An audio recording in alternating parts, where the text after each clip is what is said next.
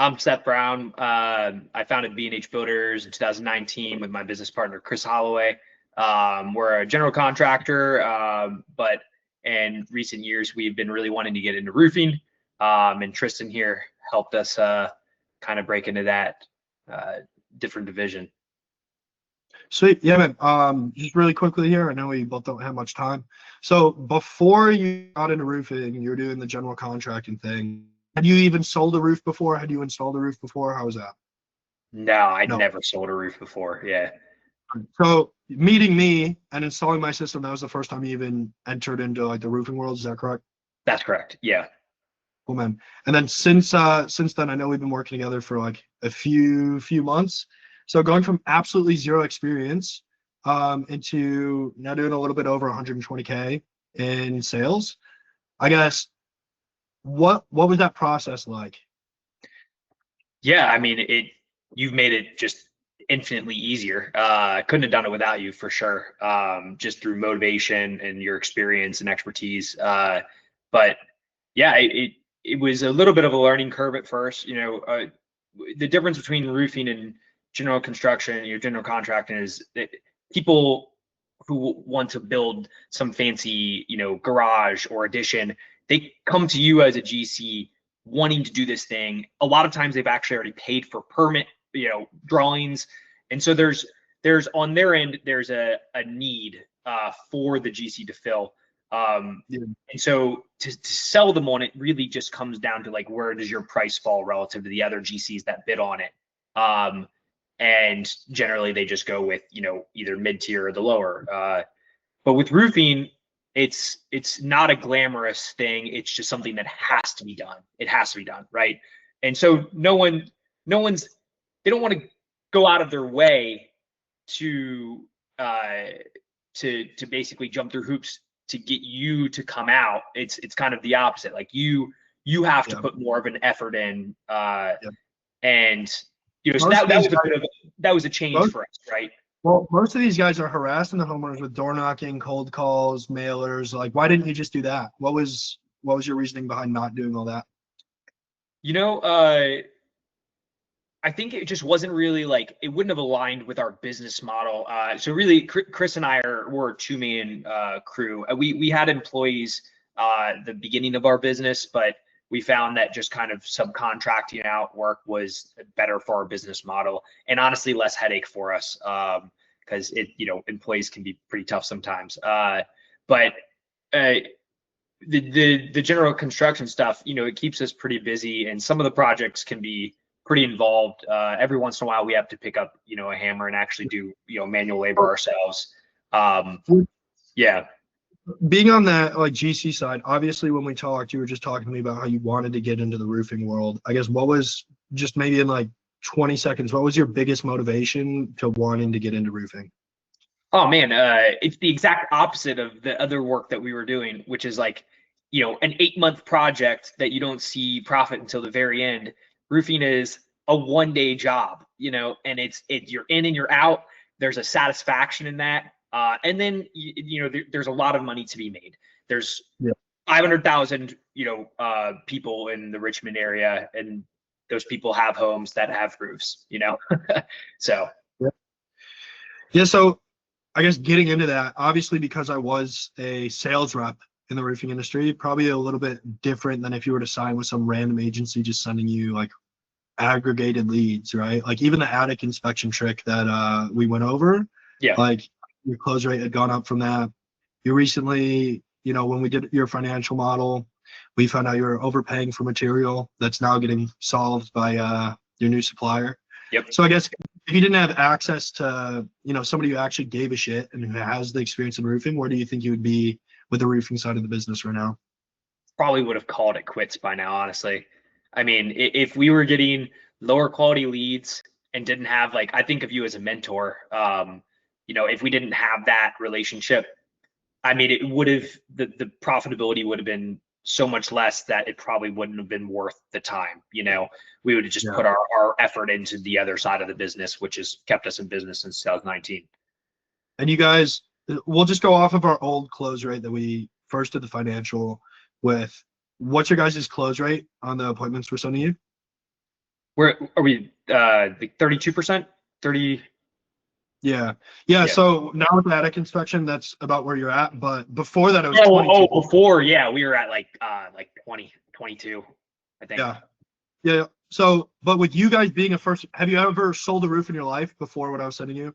Nah. No. So 22% is actually fairly damn good on retail for never having sold a roof before, never doing any sales training on the roofing, anything. Just Yeah. with what I was telling you alone, you were able to close 22% as a first year who never sold a roof before. Yeah. Yeah. Yeah, because I get guys all the time. I get guys all the time, and the question is, well, what if they're bad leads? What if we can't sell the leads? What if I'm the problem on the close rate and not those guys? What would you have to say to anybody who might think that? I mean, it's just not true. I mean, the leads are good quality leads. A lot of them actually I've found are, at least in my area, like straight up have leaks. Like they genuinely need a new roof. So if you're not selling it, it's definitely not on Tristan's end. It's on your end. It's not conveying the quality of your work. It's not conveying your professionalism, or Yeah, XYZ on why it's not closing, but they're that good is leads. Yeah. that is one thing that a lot of people are skeptical of, because if I were to send you people who didn't even have leaks or a young roof or anything, of course you're not going to close those people, right? So there is a Yeah. fair concern of people who are on the fence about joining the program Yeah. or working with me, and they haven't seen a lead yet. They don't know. How could they? They don't have a crystal ball. I figured hearing it from you, who never sold a roof before in your Yeah. life, and you're closing 22% of what I send you, right? Like, I figured that tells a better story than anything I could say Yeah. myself. Yeah. No, I mean, the leads are there and they're good. Like, it's just a matter of learning how to close, and you've helped me a lot. And there's the sky's the limit is what I've learned, really. It actually, I didn't tell you this, Tristan, earlier in the call, but this past month, once we finish the job on Friday, this will be our biggest revenue. Hell yeah. Yeah, dude. Yeah, it's over, well over 50% of our revenue for this month will be roofs. Yeah. Hell yeah. No, Yeah, that's dope. yeah. Which is And exciting. when you were thinking, before, try to imagine your life before we were working together, right? I do vaguely recall our call. Shit was really slow, was not Yep. where you wanted it to be, Yep. right? How are you feeling then?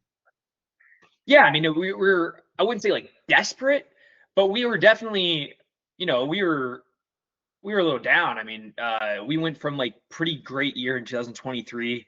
We had, I think we just barely broke 1 million in 2023 in revenue, and then basically 2024 it went down, and then 2025 we were projected to be like, I think like 500 or something. So like half what we did in 2023, and so I mean, it was just not a good indicator of how the year was going. But if we keep increasing our close rate, and leads keep coming in, which they haven't slowed down yet, like I think that honestly we'll actually be closer to like the 750 for by the end of the year. And we didn't even start until what, like June with you? Yeah, Like, it was not like yeah. So I mean, yeah, had it been the full year, like it actually, we probably would have been, I would think like 1 million plus. I Yeah. think so too. Yeah. I think next year you guys will for sure crack maybe Yep. even 1.2. Yeah. Yeah. Awesome. Especially with you guys. Yeah, so I know when we were on that first call and you were considering kind of doing it, I think we had a 2-call kind of decision-making process. We did. What were the biggest kind of hesitations, skeptical things? I know you wanted to talk to your business partner, right? Yep. As well. He, I think, had an objection and he did it anyway. Am I remembering that correctly? Yeah, correct. Yeah. Right? He operates, like you like to say, he operates from a more of a scarcity kind of view, and I'm a little bit more optimistic as a person, I would say. And so I just got a good feeling, man. I don't know, like generally speaking, like I just hang up on cold calls, but it helped that you like spoke English. That was big.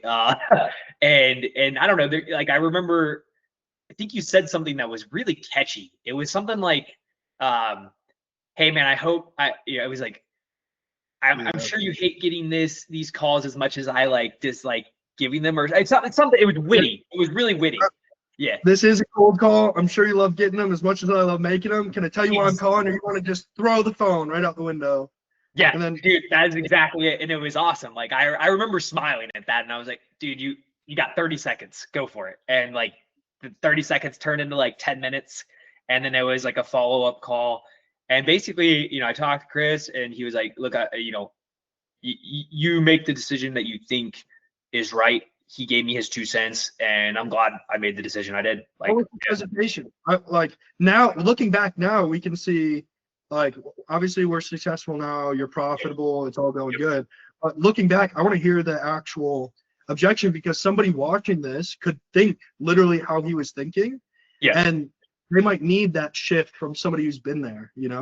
Yeah, I mean, so we live in a world where there's just a shit ton of scams out there, and there's a lot of people who are trying to sell you something that you don't necessarily need, or so when you're getting, especially when your numbers on Google, right, like any legitimate business, I don't know, 15, 20 calls a week, and so it's just easy to get used to hanging up on them and viewing it skeptically. But the reservation was that it was just going to be something that we spent, X number of dollars on, and it was going to never result in any added value to the business, right? I mean, that's the worst case scenario, right? Is that you like pay someone to do this thing, and then it turns out to just be like phony baloney.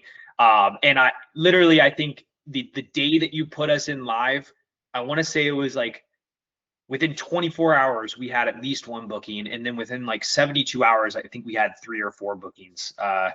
So I mean, it was like, okay, well, that was a great feeling, and then we actually, I think I closed one of the first ones, if I remember correctly. That was a Saturday one that I did, and yeah, I was like, oh, this is awesome. This is amazing. Yeah, man. So with your business partner saying that, obviously there's a lot of people that don't do what they say that they need to do. There's a lot of lead people that just send bullshit. I don't like them. I hate them just as much as you guys. If not, I hate them more because they ruin the relationship. It's like those guys who are doing the security deposit scams and the storm chaser bullshit, like that end up on the news. Like nobody likes them. They ruin the business for everyone. But I guess right before you made that decision, I know there was some hesitancy. You wanted to talk to your business owner, which is completely normal. And all of our best clients, well, kind of. A lot of our clients, there is hesitancy. It's completely normal. Our best clients always take the risk. The risk takers, they do exactly what you said. Well, worst I can do is lose $3,000 or whatever the hell. Exactly. So let's do it. Let's see what happens. I guess what was it that pushed you over into where you kind of saw what you needed to see in order to take that risk and have a likely probability that it wasn't just some internet bullshit? Yeah, I mean, I do believe that you actually sent me some testimonials, so I think that helped a lot. Like seeing other real people that were like, dude, I'm so glad I like started this venture with Tristan. I'm so glad that he called, and that that we're just like crushing it roofing now. So the testimonials were big. And then at the end of the day, it was like $3,000, and we could eat that. But the idea of like, I saw the money signs, it was like $3,000, and it could be turned into many tens of thousands of dollars, hundreds of thousands of dollars over the course of our, fucking millions of dollars, honestly, over the course of our relationship, so it just seemed like a logical decision to me, is like, why not spend a little bit What is to that? So the $3,000 builds out the system, right? Yep. So obviously that's just the setup, like building it out. Like if you're building an engine that's going to take you to where you want to go, right? Yeah. You got to pay to set up the engine. Also, you got to put gas in it. You got to maintain the engine, right? Exactly. Like that's one thing. But where you said that $3,000 could turn into hundreds of thousands. How much in revenue has that $3,000 brought you back so far? Yeah. 120. Let me pull it up. I think it was 122, or is it 128? 121.9. 121.9. Okay. Yeah. 121.9. That's right. So basically 122K. Exactly. Yeah. And I mean, the profit ain't bad on it. I mean, Yep. you're not as profitable as some of the other guys, but also Yep. the first year in the roofing space, like, Yep. you know, you guys We're getting are, better. We're getting yeah. better. But honestly, I think that's even more of a testament that I'm going to upload this video because it's not just guys closing $1 million in 3 months. Yeah.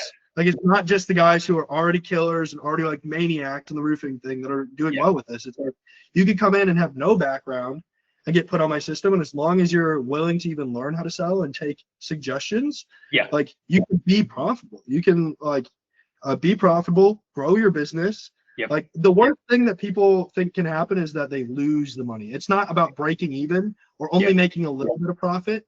They're worried that they won't make any profit. They're going to lose all of it. Yeah. You know? Yeah. Well, and you also had that guarantee that was definitely something that helped.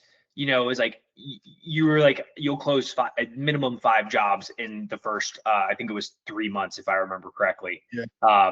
And we closed more than 5 jobs in the first 3 months, and I kid you not, I closed 0 roof jobs since 2019 to mid 2025, like before I met you. I 0 roof jobs. The only roofs that we ever did would have been associated with like a build that we were already doing, right? Like a garage or something in addition. We did no standalone roofing. I do got to hop. I got another onboard call, getting a you're good, new guy buddy. on. But I'll take this last 2 minutes. Do you have anything to say? Anybody who might be watching this video, they've been on a call with me, or they're having a call with me, and they're on the fence. They have their doubts. They're skeptical. They think it might not work. They've probably been burned before. Yeah. Is there anything you can tell those guys?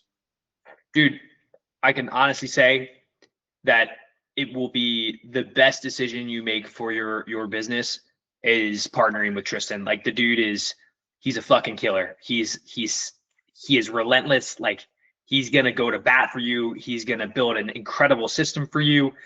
He cares. Like, he basically makes it feel like you're the only client he has, but in reality he has others. He just literally like finds extra minutes in the day, like he has some type of like Harry Potter device that freezes time or something. It's crazy. Like, you will be absolutely so stoked that you actually choose to go with Tristan.